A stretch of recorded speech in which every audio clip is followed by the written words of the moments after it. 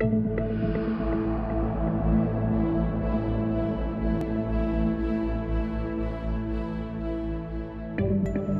welcome everybody to, I don't know which episode is this. Which episode is it, Anne? I think it's 16. 16th episode of Thriving in the Eye of the Hurricane podcast. So, welcome to all of you again today on this beautiful spring day here in Minnesota. The flowers are all blooming. I've never seen so many wild birds and birds nesting outside my window. It's just been such a delightful time of the year for rebirth. And in that spirit, we have a wonderful, youthful, young, budding star, I would call him, in the three principles, named Joseph Nguyen, who someone I worked with briefly, and he was one of those clients that just caught on right away. Anything I'd say, oh my God, that's just so true. And it would just resonate with him. And he's this, you'll see his smiling face here. He's just so full of innocence, presence, and joy. And it's very contagious. And as a coach himself, he started seeing the power of the three principles and the simplicity of the three principles. And he got inspired to start writing his own book. And so I would consider Joseph a rising young star in the three principles community, a very fresh, powerful, innocent, humble soul in the way he writes, in the way he speaks. And he just has, you're in for a real treat. And so as I was thinking of who do I want to have on here next, because I've had on a lot of people who were in the book initially, that I interviewed for the book. But Joseph is like, gives me hope for the next generation here. You know, as you know, some of us are passing the torch on to the younger generation, us old timers that hung out with Sydney Banks in the early days, and we're been teaching a lot of people, but it's time to pass it on to the Peters and the Josephs of the world. So many thousands, hundreds of thousands of new people are coming into the three principles, and each of them has their own unique way of presenting it. So I'm going to say Joseph is a coach. That's what he does for a living, but he has been an entrepreneur. He has an extraordinary story of helping his mom and helping her create an incredibly successful business as just a teenager. So he's just got has a lot to offer the world in many ways. But in terms of his depth of understanding of the source of truth being within us and speaking from that truth in such a simple way, I encourage all of you to read his new book, which he wrote in 3 months, which is amazing, called Don't Believe Everything You Think. And it's on Amazon, and it's already exploded in sales. I think he has like 1 million followers on TikTok and Facebook and all of the social media. So he's just, we asked him before, well, how did you get so successful? And he just said, I didn't try to be successful or something like that. But I'm going to let you share your story, Joseph, and maybe start, tell us a little bit about yourself and what inspired you to write this book, and what was it like writing it? What did you learn from that experience of writing the book? Um, Thank you, first of all, for such a incredible intro. My gosh, I've never heard uh, someone talk about me for that extended amount of time. So that is a new experience. But I'm really just trying to be like you, Joe, my better half. So thank you for everything you've done for me, and Michael as well, and all that you've shared. It's been just a monumental uh, just contribution to my own personal journey. And now it's just a never ending stream of creative expression of myself, the truth, everything that I am, and what I can possibly offer to the world. Um, and so I'll start just by the inspiration for the book. And I never really thought I would write a book this soon. I think deep down, I knew to some extent. I think all of us know what we want to do in life, the things that we want to accomplish, and more importantly, the impact that we want to have. And writing a book was one of those things. But I always saw, I mean, I'm only 24. And so I always thought, oh, yeah, I'll write a book whenever I'm quote unquote successful, whatever that means. And after I've built a business and lived my life, and then I can give back to the next generation by writing a book when I'm in my 40s, 50s, when I've quote unquote had some downtime. And so it wasn't until this book kind of came out of nowhere. I think that's how most miracles are and all great works. And it was out of my own frustration and my own suffering. So it was born out of it, out of a lot of pain and a lot of emotional turmoil, just because my whole life I've been trying to find the answer to the question of why am I here and who am I? I've always thought about those things. I don't know why. I kind of been plagued with those just types of questions for my entire existence ever since I was probably like 8 to 10. I just didn't understand why I was here and why most people didn't understand why they're here also. But it just always came back. And so throughout my entire life, you could probably imagine how much anxiety that causes a little kid, because I think it causes anyone anxiety, even if you're, I don't know, 30s, 40, 50, 60s, anybody at any age. Yeah, 70s, still young as ever. And so that I just had so much anxiety in my life. I didn't know why I was here, what I was doing, my purpose in life. I didn't know what my gifts were. I didn't know what I can contribute to the world, but I knew deep down that I really wanted to contribute something to this world. So with that, I started my own business and tried to help my parents, get out of $1 million worth of debt. And that's how I started my whole entire journey. But throughout that whole entire process, even though I was making a really good living and scaled the business up to multiple six figures, I was still really, really empty.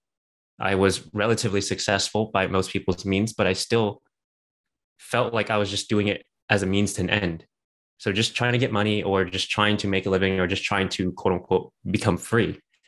But the more, ironically, the more success, quote unquote, I had, the more anxiety I had, the more negative thinking I had going on, just the more problems. Like the old adage of more money, more problems. I was living that. I was definitely just piling it on.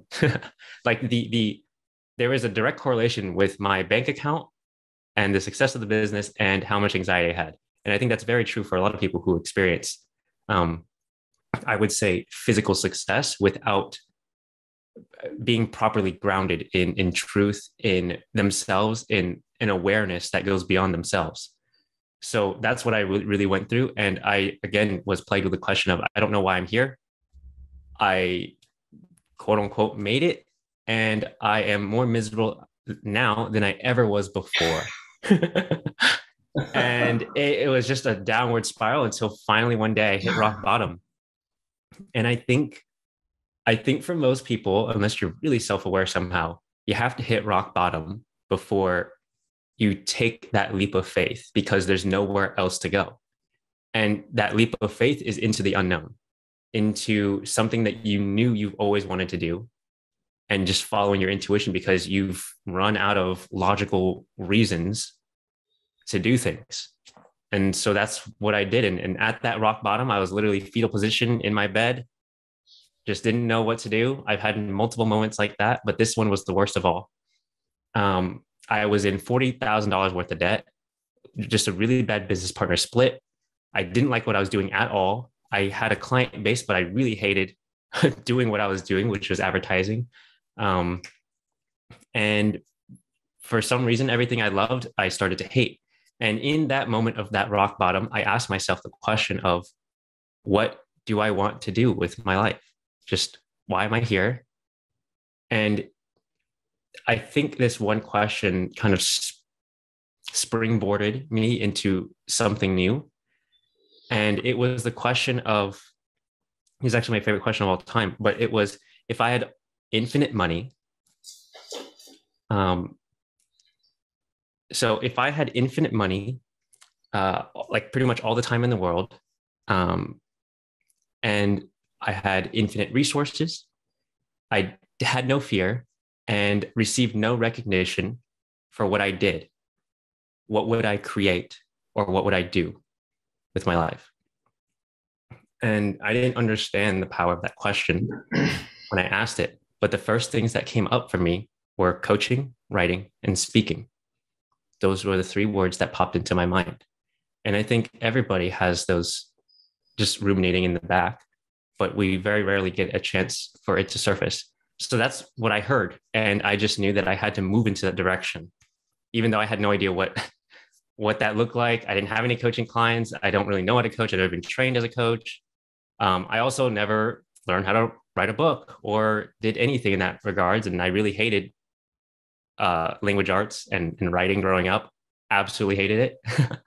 And so it seemed like the most unlikely thing to do. But I just went with it anyway, because there's no other option for me. I just didn't know what else to do. And I was like, might as well go down this path. And so that's really what I did. But that question was so amazing because it removed essentially my ego died. Like at that moment, I think there's lots of periods of times where that happens. But in that moment, that question caused me to let go of that old version of myself and to really explore the possibilities that were here. So that question removed the excuse of money. That question removed the excuse of resources or time. It removed the excuse of fear, and it removed the excuse of recognition. Because a lot of times I think myself included, I always did things so that other people could see, so that I could feel good about myself for a very short time. And then it, kind of spirals out of nowhere. So that completely removes all of the things that the ego latches onto, or the thinking mind latches onto, to try to control things. And so with that, that's really what happened. It removed all logical reasoning, I would say, in the mind. And it birthed I would say it made room for intuition to come through, for truth to be made self-evident in that moment. And then I just followed it.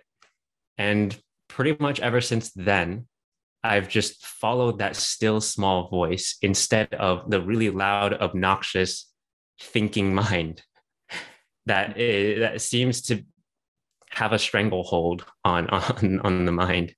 So I would always then go and consult my intuition instead of what do I think I should do in this moment. Because honestly, when we're following our intuition or truth or the universe, infinite intelligence, there is no logic in that. Just like love, there's no logical reason that we, quote unquote, love someone else, love ourselves, love our family, significant other, spouse. There is no logical reason there. And so I just realized that connection, and I was like, okay, let me just follow love at all times. And I just really wanted to live my life based off of that, just pure love, pure positivity, and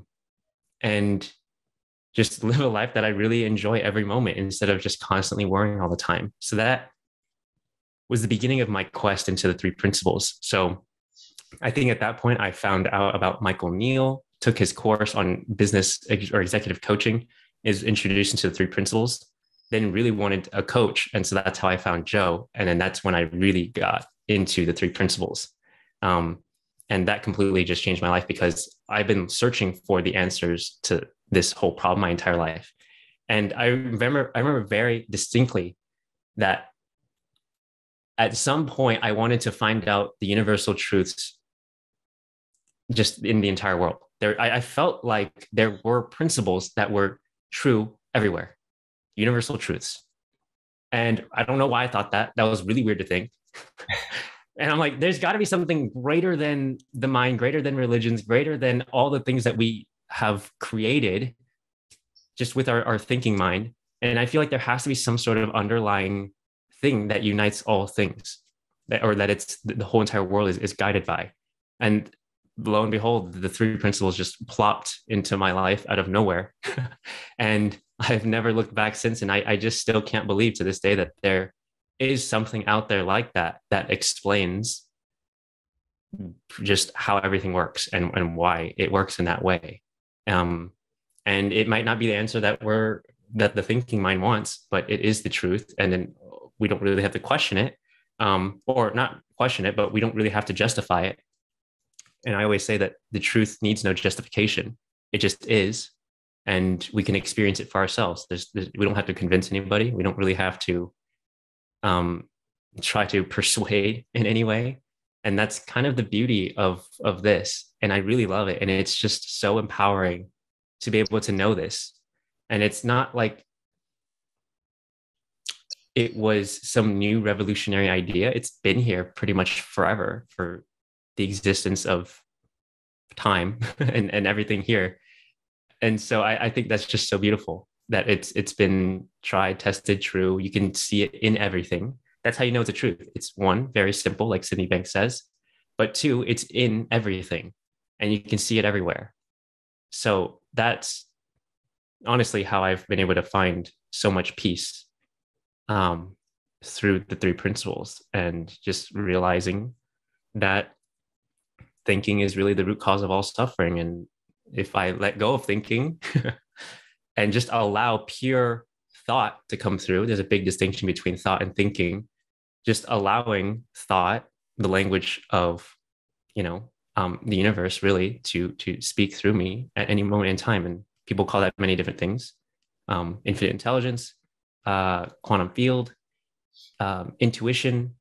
But all those are the same thing. It's that still small voice in the back of our minds that always knows what to do. And when we follow it, we feel light, energized, full of peace, love, joy. And when we start thinking about the thoughts, then that's when we start suffering and going into a vicious cycle of negative thinking. And that's what breeds all of the negative emotions that we do not enjoy as humans. But that is a short synopsis of the journey of writing the book. It is so beautiful, Joseph. Thank you so much. What you just said is just, you had me on the edge of my seat, honestly. Yeah, and that's the interesting thing about hearing truth come through a new voice or another human being in its purest form. It always seems new. It always seems fresh. It always seems like, wow, that is so true. And the next thing is, why didn't I think of that? But what you're saying, Joseph, is, and what you discovered is that it is in everyone, and it's always there. I love the subtitle of your book. Would you talk a little bit about that subtitle? Because I think that the title is "Don't Believe Everything You Think," but the subtitle says so much, and I wish you could just talk about that for a second. Yeah, the subtitle, that was a really interesting one. It's why thinking is the beginning and end of suffering. And I was trying to figure out a way to encapsulate this issue with thinking. And when I heard that was a divine download. There is no way I could have thought of that myself, because that was pure ingenuity. But what that means to me is that because thinking is the root cause of all of our suffering, right? That is why it is the beginning of our suffering, but also the end when we choose to not have to listen to the thinking mind. And that's why it's the end. So as soon as we realize that, we understand the genesis of the suffering, but also the, I would say, omega, like the end of it. And that's it. It closes the loop, and it allows us to be able to just see it as it is and not really have to believe it. So once I saw that for myself and realized that, oh my, wait, I really don't have to believe everything that I think. Like what goes on in my head, it isn't all truth. That was when there was a chink in the armor, I would say, of that thinking mind, the ego. And that was the entryway to truth, which is a really interesting metaphor because you really do have to go through it in order to overcome it. And like the only way through, the only way to get, yeah, it's the only way to get past hell is through it. That's exactly it. So just going right in there and understanding that, it's not like repressing thinking at all. It's realizing it and seeing that, oh, it's okay. It's there and we can welcome it with open arms, and we don't have to believe it. But we can certainly acknowledge it and allow it to be there, and it will pass. So that was why I created that subtitle, because it's so true, and it is extremely empowering to come to that realization that we really all know deep down inside. Wow. Well, I just, as a therapist, coach, trainer, writer, teacher, to be able to learn from one of your youngest students is really quite an experience. I just love this. And that's, of course, that's what my dream, my inspiration, my wish was to be able to train the next generation of people to pass this torch, to pass this on to others, because it will live forever through the passing on of our own insights, our own understanding, and that's what you've done with this book. One of the things that hit me the most, I couldn't put this book down. It's not that long. It's pretty short, but it's very short, packed tight. And one of the things that struck me the deepest, I think, was that it's in the state of no thought. In the moment when we recognize that we're thinking and don't believe everything you're thinking, it's like an etch and sketch. You shake the box and it's blank again. And in that state of no thought is where everything is created from. But it's created from not the intellect or the ego or your habits, but it's being created from new thought, divine thought, original thought, whatever moniker you want to put on that. It's in the state of no thought that we know everything that we need to know. And you talk about that in such a practical way throughout the book, of how it prevents worry, how it prevents stress and striving in your businesses, or in relationships, with your health. And it's in those moments where you're not thinking that you get your connection to universal thought, one thought, divine thought. And as a student of Sid's, he would often give these conferences, and you think it's going to be an all-day conference. He'd talk for an hour or two and say, well, why don't you just I think we've had enough. Why don't you just go to the beach for the rest of the day, or have a nice time? We're like, wait a minute, we paid money for this. We want to get our money's worth out of this. But Sid knew when you were full and you'd get into overthinking it, and it was time to just, you couldn't think around Sid anyway. Your brain would just shrivel into a little puddle of nothingness, and and so you couldn't really do anything anyway. But it was in that time of not thinking that dreams are born, visions are born, a new life is born.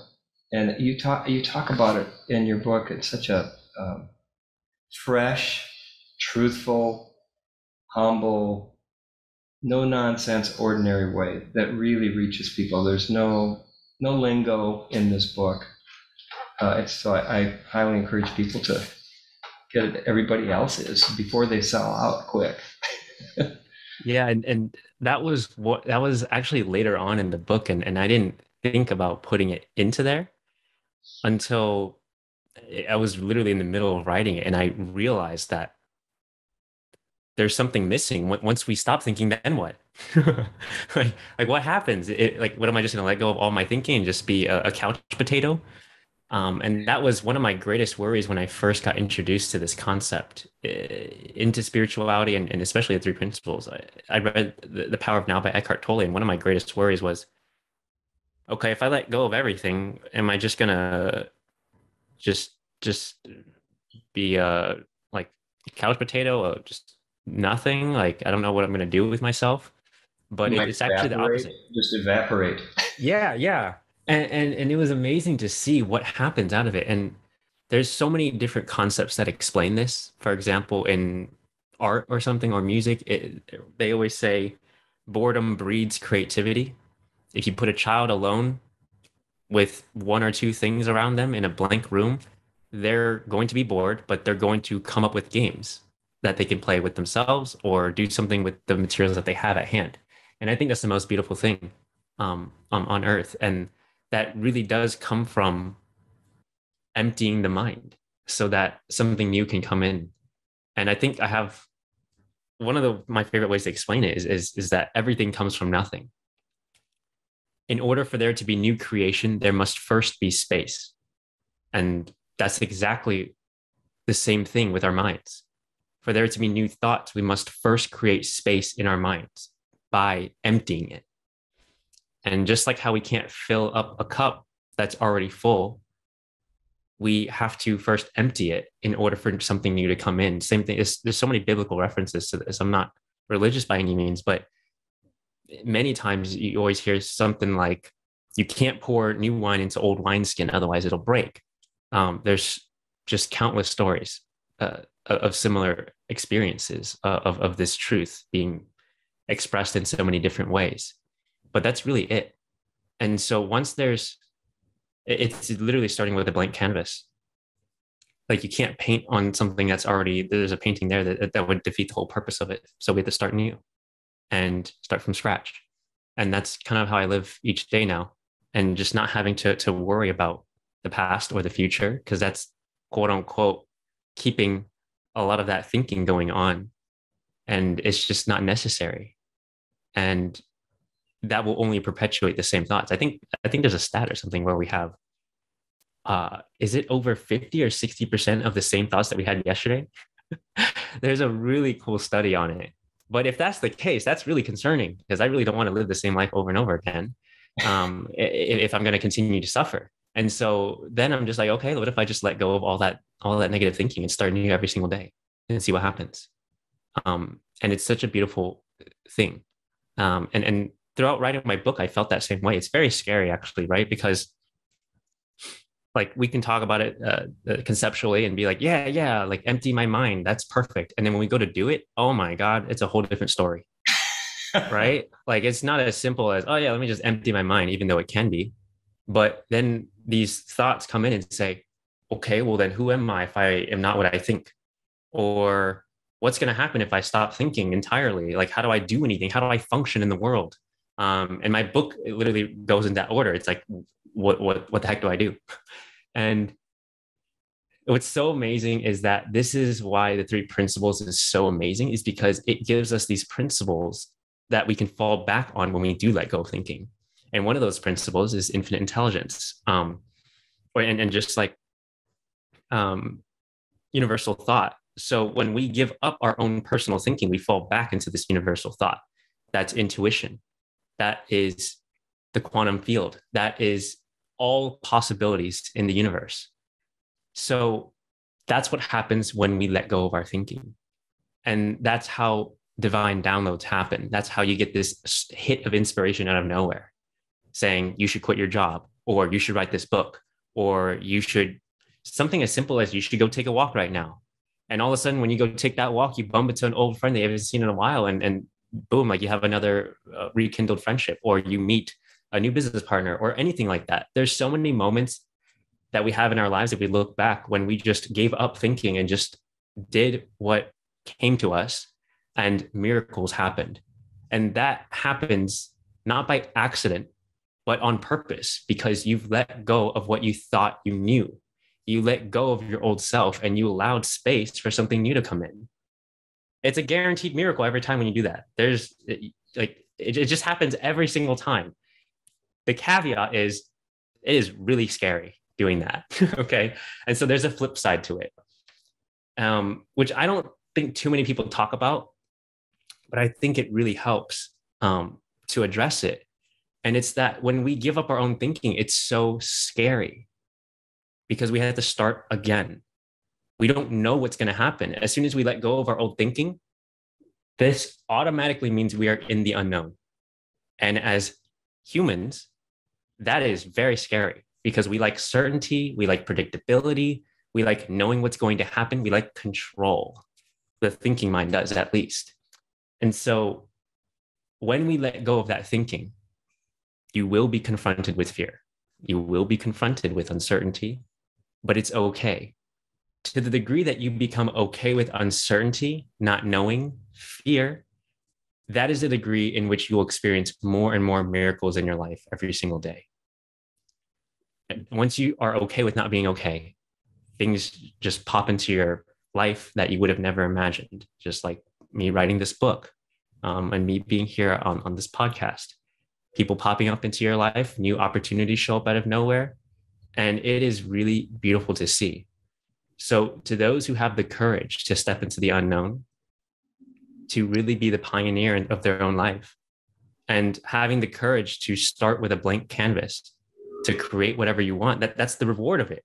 When you have the courage to step into the unknown, the reward is literally everything. When you give up when you give up all of the old, then you are presented and granted the new, just infinite possibilities in that moment. So there is that price, but it's that price is completely irrelevant compared to what could be, and it is really amazing. So that's kind of what I would say about the other side of not thinking. Wow, I could listen to you all day. You're amazing.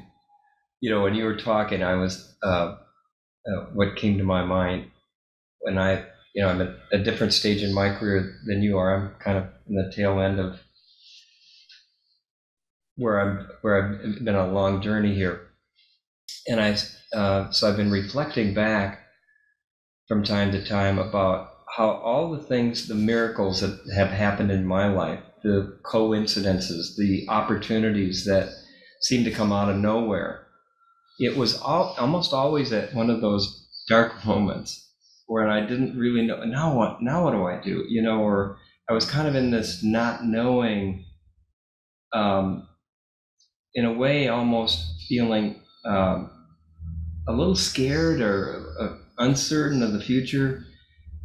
But knowing the principles allowed me to be kind of quiet in that and trust that, hey, every time this happens, it really works out great.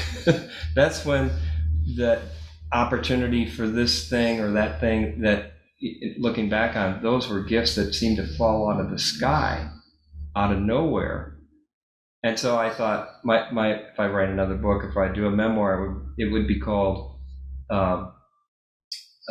Journey on the Magic Carpet Ride, because it's and the subtitle would be Happy Go Lucky.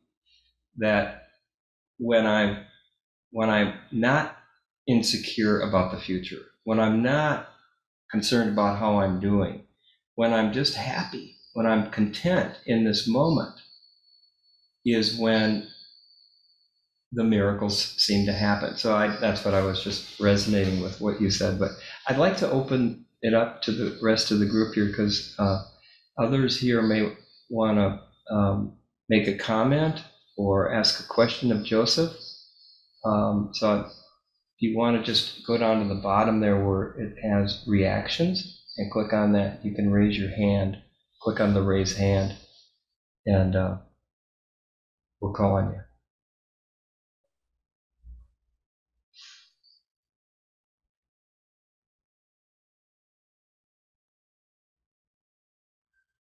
Anyone? Bueller? Well, I would love to speak. Joseph, my goodness, what a privilege it is to be with you today. This is just incredible. So fresh and light and humorous and peaceful. How are your parents handling all this? That is a very funny question. I love that. Thank you so much, Lynn, for sharing that. My parents, um, it is quite the journey with them. And it still is, if I'm going to be completely honest, because they are probably one of the most devout Catholics I have ever seen. And there are pros and cons to being very, very religious. And I've seen both sides of it. Nothing's right or wrong in this case, but so I was born and raised Catholic. And at some point, I actually wanted to be a Catholic priest, just like Joe. And then I kind of started to question a lot of things that were going on. Like, why is it that we only go to church for 1 hour a week and don't do anything else for the rest of the week? Or how come no one seems to enjoy church? Or there's just like so many things that were really odd. And it was like, why do I feel like I was born into this world as not good enough and I have to spend the rest of my life trying to prove that I am by these works and actions? And no one seemed to have the answers. And so because of that, I kind of ventured off on my own. You could say I left the church. I don't really know my stance with it. I think when you're born Catholic, or baptized, you're always Catholic. But then I started to venture off on my own and start to explore the spiritual side of things. And through that, I had a lot of conflict with my parents because they, image is everything in our culture, and how we're presented and how they're viewed by their family and friends is of utmost importance. So for them to be one of the most devout Catholics, my dad was going to be a deacon and he wanted to be a priest prior.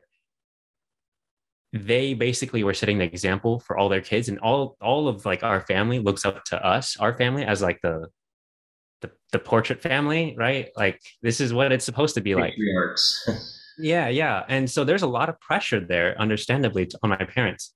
So once I left, that caused a whole really big backlash, and they were not happy. They questioned everything. They were really upset. My mom still brings it up to this day. Like, are you not going to come back? And like, it got to the point where I asked my mom, like, she was really having a tough time with this and life and the debt and all of this, and my dad.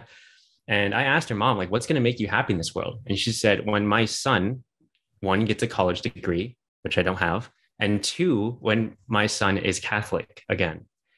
And I just told her, Mom, I'm so sorry, but you're going to spend the rest of your life absolutely miserable. If you're going to put a constraint on it like that. I just warned her. And it was so difficult for me to go through because I saw how my actions led to her misery, but I knew that it was her thinking about my actions which caused her to suffer. So to hold those two conflicting thoughts in my mind was incredibly difficult. And it was not easy. But I knew the truth, which was beyond me, which was beyond her, which was beyond religion, that we're all talking about the same thing. The way that she talks about God, Catholicism, the church, Jesus, it's all the same things that I'm talking about as well. It's just in a different context. It's just a different language. And so I slowly over time, she actually begun to see it because she saw the changes that I made in my life and how peaceful and calm I was. And all of a sudden she's like, son, like, what are you doing? Like, how can I be as peaceful as you? And that's when the gates kind of opened for us to connect on a much deeper level than putting labels on things and saying that you have to be X in order for you to be, for you to enter heaven or for us to look a certain way. So now my mom, is actually really proud of me and my brother But it was definitely hell going through like 4 or 5 years of just constant arguing back and forth, suffering, tears. I can't even count the number of times. Like she'd literally text me. She actually did this pretty recently too. Like I think like 2 months ago, where she texted me, "Son, I'm in church for Lent and I'm crying because you're not here." I'm like, that is crazy. And like, what am I supposed to say to that? But I still just said, Mom, I love you. I'm always here with you. I'm there with you in the church if you want me to. I'm literally praying for you too in my own way. Maybe not our Father, but I'm here with you, and I love you no matter what. Um, and I think over like she'll just relapse sometimes, but when she comes back, she sees like this is amazing. Like I can't believe we can like talk like this, and she's super proud of the book. Just all the success there. Now she's like championing the book and just handing it out to every single person she meets. Whenever she introduces me, she always just intros it with, "Oh yeah, he's an author." Like now people just know me as an author. Yeah. So like I met her employees the other day, and all they call me now is like, "Oh, you're the author, right?" And so that's how I walk around now with this title. I don't enjoy that really. I just want to be known as like a person. But I find that quite pretty comical. But she is much happier now, and has found a lot of peace in her life, despite a lot of difficult times, relationships, and family's not always good, and she sees how much her own like brothers and sisters suffer, and now she's always the person that everyone goes to for help, just to try to find some peace in their lives. So, and she's now I listen to her talk to her brothers and sisters, and I'm like, oh Mom, that's so good. She's like dropping truth bombs, like she like just tapped in. She's like counseling some of my cousins that are having depression. It's crazy to see the person that she's evolved into, which is just more of herself. So it is quite the journey, and I think that's with everything in life. There's no just perfect path to peace. It's going to be pretty messy, but quite enjoyable when we understand like where to come from, and what we're grounded in. How did that answer your question? God, go ahead. Sorry. Lynn, did you want to respond? You have to unmute yourself.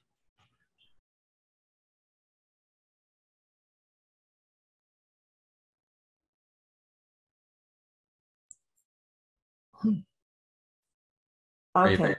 Well, Okay. great. I just, wow, what a beautiful journey. What, I did hear you say that your mom was proud of your brother too.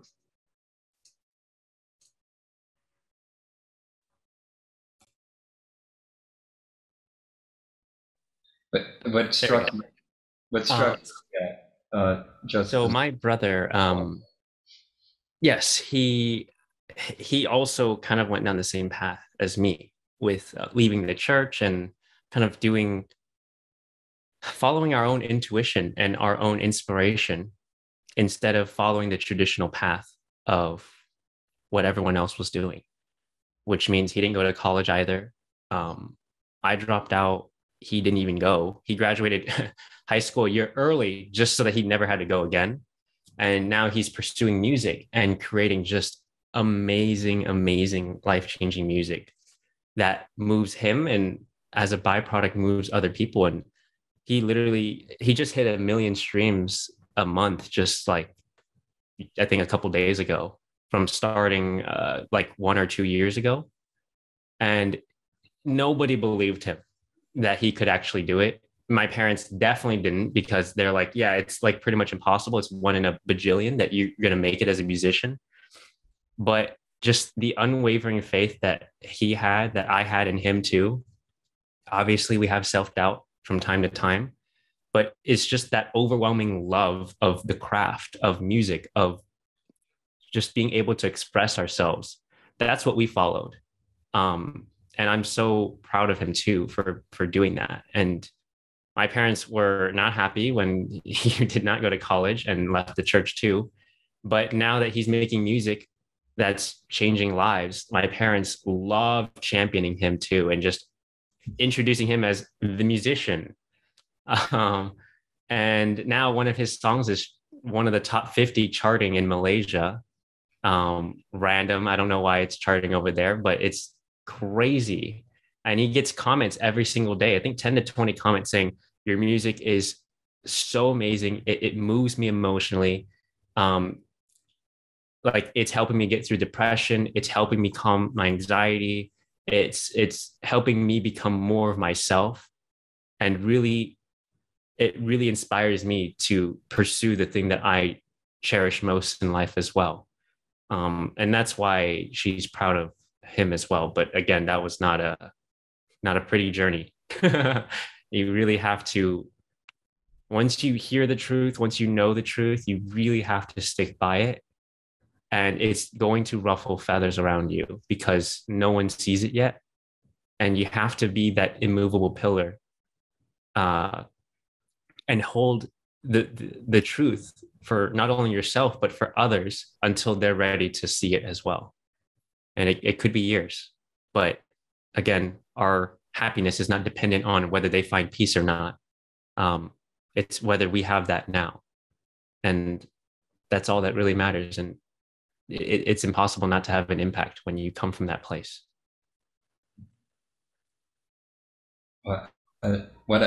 Thanks for asking that question, Lynn. That triggered an incredible lesson about the power of your example, the power of attraction versus promotion. It's like you're not trying to convince anyone, Joseph. You're just being who you are. You're being your true self, your true essence. You're living from that.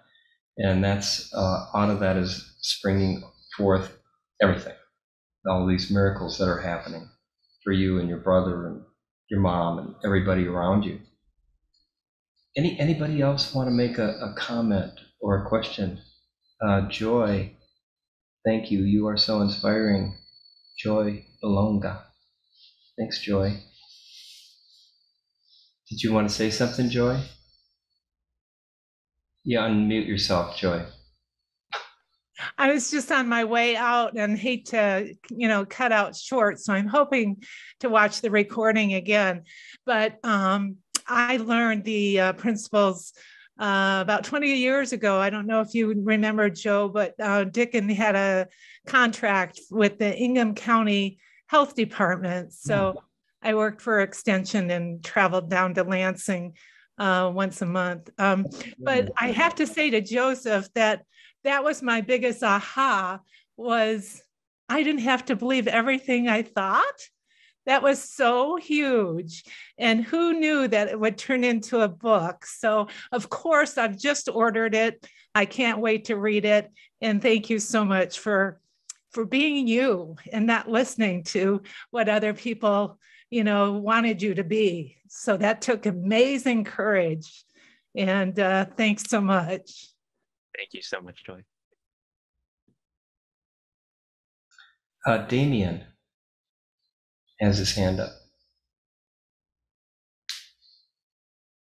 Unmute yourself, Damien. There you go. Hi, Joe. Hi. I listened to the whole thing. I was just doing stuff around the house. I had the video off. Thank you for the podcast. And I've been wrestling to write a book. And I studied some of the three principles and Abraham Hicks and a lot of teachers, Byron Katie. I have probably 5 or 6 different teachers. Me too. And it's all the same. It's all the same thing. Meaning, everybody teaches it's outside the box. You have to do this by these rules, which is not true. It's like what works for you intuitively. Intuition's in charge. So what I got out of this is, first I want to thank you for writing a book, because I've been wrestling to write a book. I've been in AA, CA, NA, 12-step programs, and once you're this, you're always this. I don't believe that. So I'm like, the thing that you said the loudest was just, you got out of the way and like, you know what? Let me just I'm thinking about writing a book. Let me see what happens. That's what I got out of it, you know. And it's sort of giving me validation and permission, like, just start writing again, you know. And the thing is that people have been telling me, and I heard from you, is you're not saying anything. You're just saying, look, this is my experience. This is who I used to be, and that's not me no more. And that's me. You know, I used to be a different kind of unconscious character, and now I'm a conscious character, and just to write about that. So you gave a good reminder. You know what I mean? And yeah, like you said, the book is short. I'll check it out. And it's not about you have to write like this. This is the system. This is blah blah blah. You know, you made a good reminder to me. It's just about how were you. You know, and my book is mainly, you know, being stuck on stupid, and people that are stuck on stupid are not stupid. We just get stuck there sometimes. So it's a good reminder. It's a good reminder. So I appreciate that, and I just want to say thank you. Thank you so much as well. I do want to say a few notes on actually writing the book and the process of it, because it does illuminate so much about the creation process, which I think is one of the most beautiful processes we can go through in life. So, and I think you illustrated it perfectly, Damien, in terms of like writing a book, and just there are no rules to writing a book. If you look up on Google how to write a good book, everyone's going to have their own agenda on what that is. And I didn't do a single one of those things that they said. And the book is just taking off.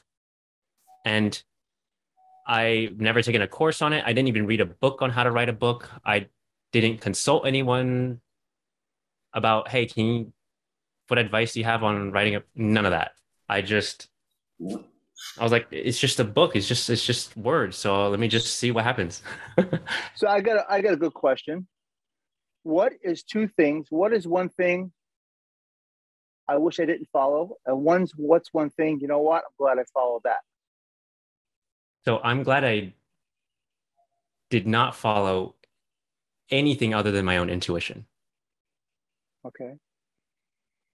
I didn't follow any articles. I didn't follow any books. I didn't follow anything, even though my own thinking mind, because it was saying you need to, I'll just walk through examples of what it was saying.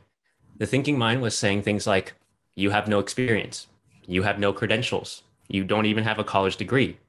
You are super young, 24. You've lived like a fraction of a life of what most people are when they write a book. You just learned about the 3 principles 2 months ago. What makes you think, like Sid was the master? He wrote multiple books. Didn't he say everything that needs to be said about the 3 principles? I can go on for probably another hour on a lot of those things that it was saying. But something in me, once I acknowledged all that, and I was like, okay, what's behind all that? There was still that small voice that said, you need to write the book. Okay. And there's some other message that needs to come out. I didn't even know what it was, in all truth. It's funny, I didn't even outline my book before I wrote it. It's crazy. That's like the power of what happens when you follow intuition. And for me, what I'm really glad that I did do was to let go of all just preconceived notions on what this should be. Everything. Like, I read other books and I was like, oh, it needs to have really good research behind it. I need to put a lot of examples. I even saw Joe's book, and he's like, my book, I love the way that I wrote my book because there's so many different examples of my clients in here, and the stories brings it to life. I didn't have a single story about other people in my book. Right? Like, which one's right or wrong? Neither. And if I followed what I thought was quote unquote right, like putting more and more people's examples in the book, my book would not be the way that it is. And it would not be my own authentic expression. And this book, it was supposed to be, in order for it to be like a New York Times bestseller, it has to be like over, I think like 160 pages. Mine's a whopping like 110, 120. It's super short. The chapters are super short. It didn't provide any research, no outside examples other than a few Zen parables. And I didn't want it to be in that way. And I just wrote it the way that I wanted to. And all I did to write the book was each morning I woke up and asked, what wants to be expressed through me today? Not what do I want to write, not what I should write, Right, not what would help someone else going through this. No, not even that. Because other people would say, you need to write this book with your readers in mind. Nope, didn't do that. I wrote what was true for me. And I know because it comes from that place of intuition and truth that it will help somebody as a byproduct. Right. But I don't try to engineer that. That was good and loud. And every time you,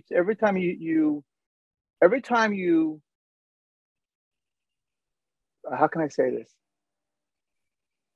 Every time you talk about validating your truth, you keep laughing and smiling because you trusted your truth, period. Mm-hmm. So perfect. I'm glad you said that. I needed to hear that because it's just my story, like you. It's just my story. That's it. That's like it, great. If not, yeah. So thank you again. I appreciate that. And Joe, thank you for the podcast. It's always good.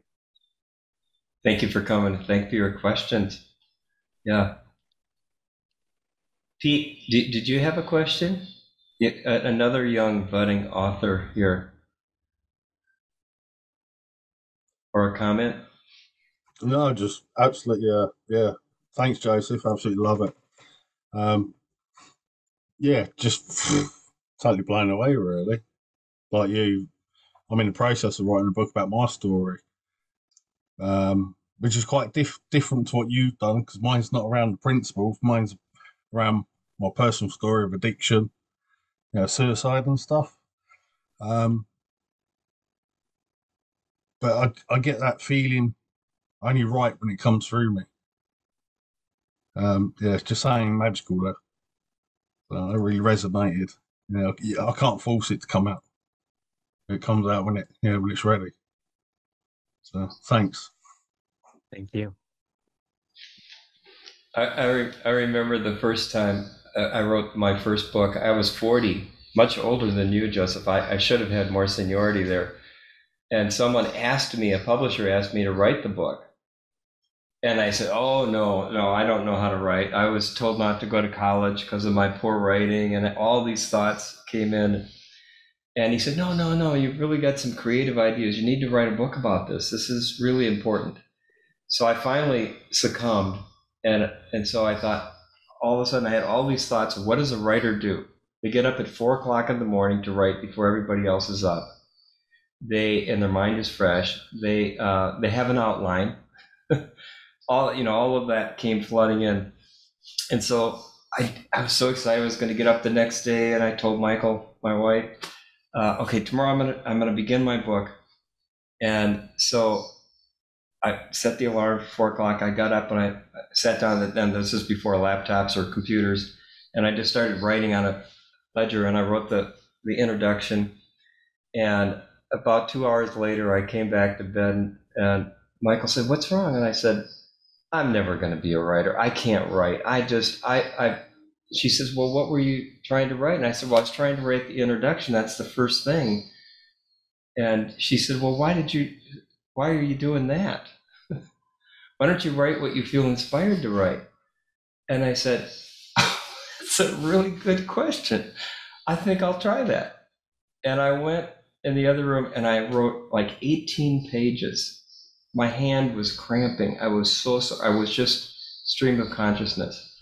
So I had a lot of ideas, unlike you, Joseph, about what it meant, and all of these thoughts that I'm not good verbally or can't really communicate in written form. It was always a challenge.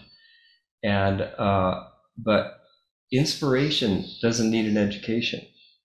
Inspiration doesn't need a degree.